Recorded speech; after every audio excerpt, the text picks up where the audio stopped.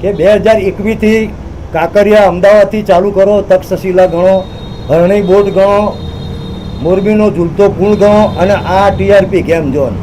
તો પત્રકાર મિત્રોના માધ્યમથી અમે ક્ષત્રિય સંકલન સમિતિ વતીથી સરકારને કહેવા માગીએ છીએ કે સરકારે આ તમામ દુર્ઘટનાઓનું શ્વેતપત્ર જારી કરવું જોઈએ. મારો કહેવાનો ભાવ એ છે કે કયા કયા વ્યક્તિઓ જેલમાં છે. પહેલી વાત તો એ, આ જેટલી બી કરુણિકાઓ બની દુર્ઘટનાઓ, તો તમે જેની સામે કેસ કર્યો એ લોકોની સ્થિતિ આજે શું છે? જે આરોપીઓ છે કેટલા જેલમાં છે, કેટલા જામીન ઉપર છે, કોઈને સજા થઈ કે નહીં, આગળની શું પ્રક્રિયા થઈ? એમ આપ જેમ કહો છો એમ કે શાસકો એટલે કે વહીવટી તંત્રની સાથે શાસન કરતા, દાખલા તરીકે અહીંયા રાજકોટ મ્યુનિસિપલ કોર્પોરેશન, તો એના મેયર હોય, આ વિસ્તારના ધારાસભ્યો હોય, આ વિસ્તારમાં જે મંત્રી હોય તે, સંસદ સભ્યો હોય તે, બધાની જવાબદારી થાય. નાના કોર્પોરેટરથી ચાલુ કરી અને સંસદ સભ્ય સુધીની જવાબદારી થાય.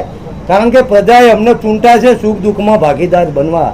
મારે દિલગીરી સાથે કહેવું પડે કે અહીંયા બાળ વિકાસ મંત્રી 4 દિવસ પછી દેખાયા. અહીંના લોકસભાના ભાજપના ઉમેદવાર પુરુષોત્તમભાઈ રૂપાલા 3 દિવસ પછી દેખાયા. ભારતીય જનતા પાર્ટીના પ્રદેશ પ્રમુખે તો હજુ પ્રેસ કોન્ફરન્સ પણ કરી નથી કે શું સ્થિતિ છે.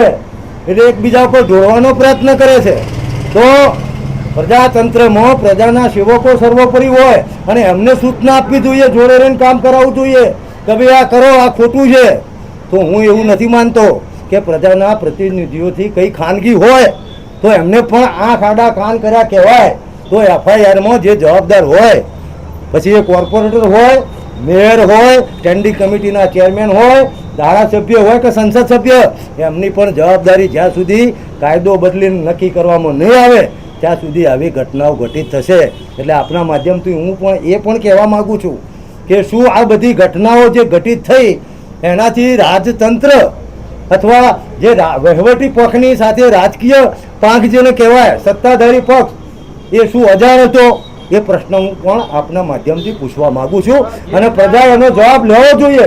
પ્રજા એ પણ જાગૃત થઈ અને આ લોકો જ્યારે પણ આવે ત્યારે એમના પ્રશ્ન પૂછવો જોઈએ.